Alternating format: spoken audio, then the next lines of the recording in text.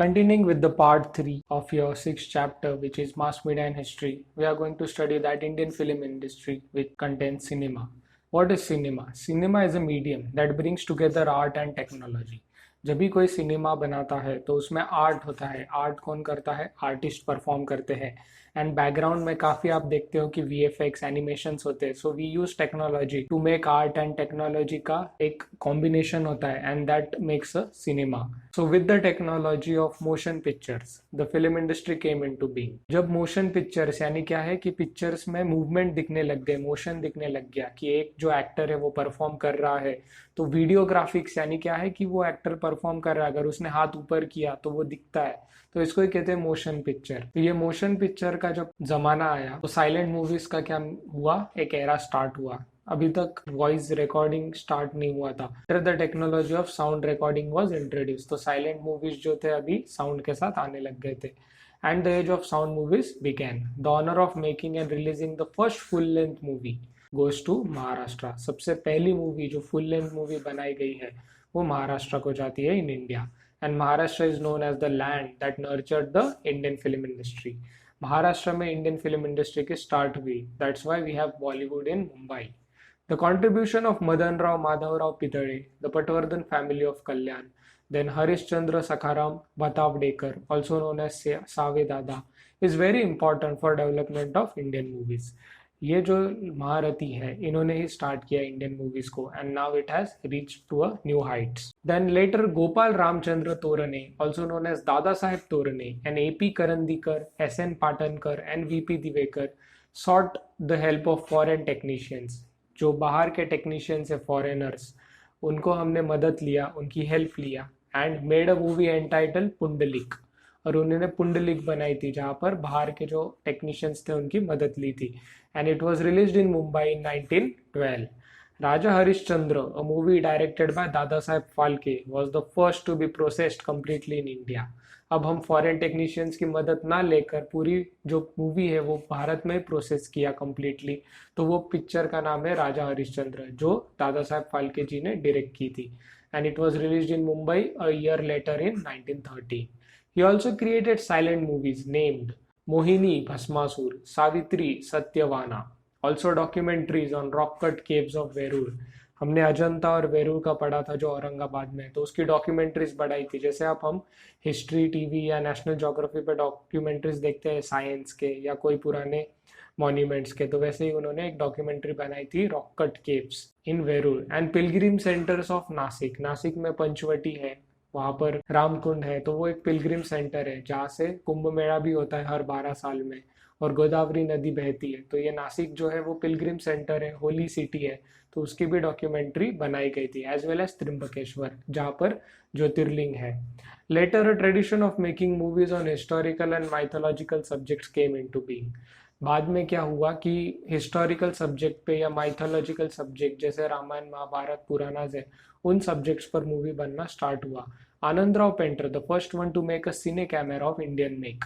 उन्होंने कैमरा बनाया जिसमें सिनेमा शूट होता था, वो भी इंडिया में, मेड इन इंडिया. तो वो आनंदराव पेंटर जी ने बनाया था. And also he was interested in making movies. ना कि सिर्फ उन्होंने एक कैमरा बनाया जो टेक्नोलॉजी के शौकीन थे, पर वो इंटरेस्टेड थे मूवीज बनाने में भी.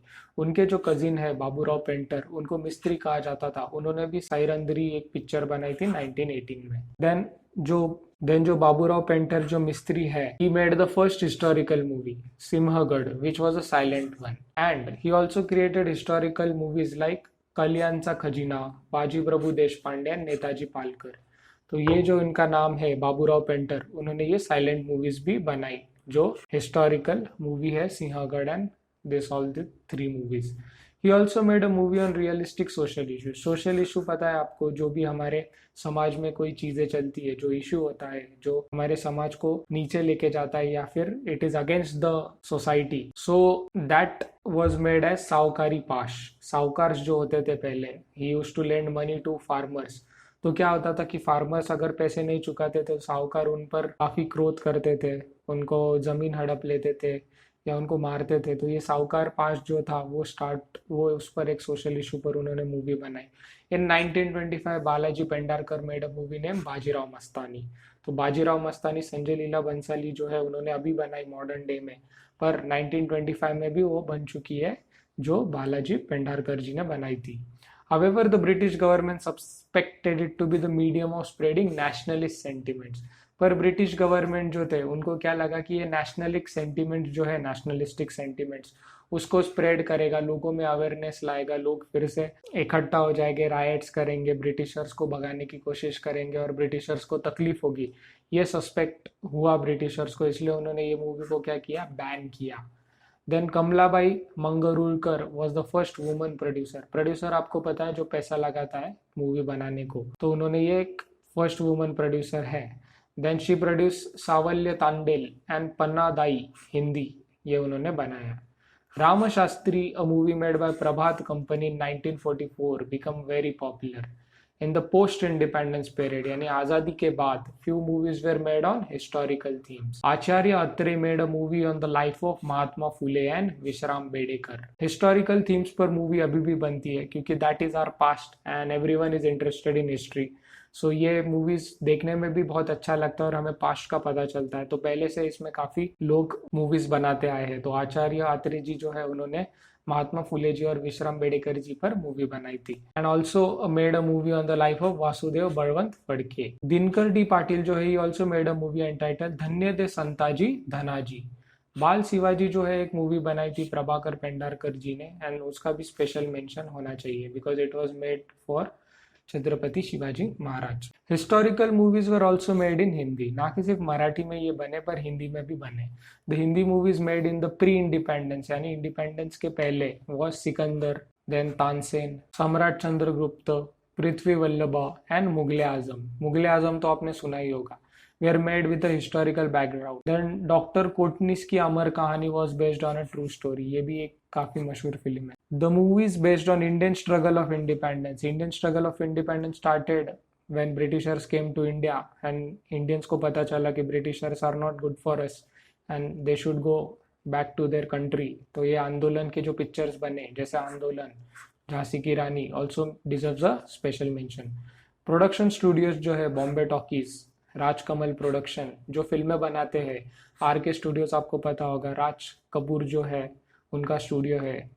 देन नवकेतन, ये that played a very significant role in development of Indian film industry and right now Indian film industry has achieve so much that in whole world सबको पता है कि बॉलीवुड क्या है, इंडियन फिल्म इंडस्ट्री क्या है। Not only Bollywood but there are very regional films which are making a mark in whole world. So south के films है, मराठी फिल्म्स है, बंगाली फिल्म्स है, पंजाबी फिल्म्स है, देन भोजपुरी फिल्म्स आते हैं। तो इंडियन फिल्म इंडस्ट्री सिर्फ बॉलीवुड तक सीमित नहीं है, पर उसमें हर लैंग्वेज के जो भी फिल्म्स आते हैं उसको इंडियन फिल्म इंडस्ट्री में इंक्लूड करते हैं। It has marked a revolution for India. Entertainment and professional opportunities, अब आपको क्या अपॉर्चुनिटीज है? देखिए, एज एन एक्टर और एक्ट्रेस नहीं कह रहा हूं मैं, entertainment and professional opportunities in terms of history.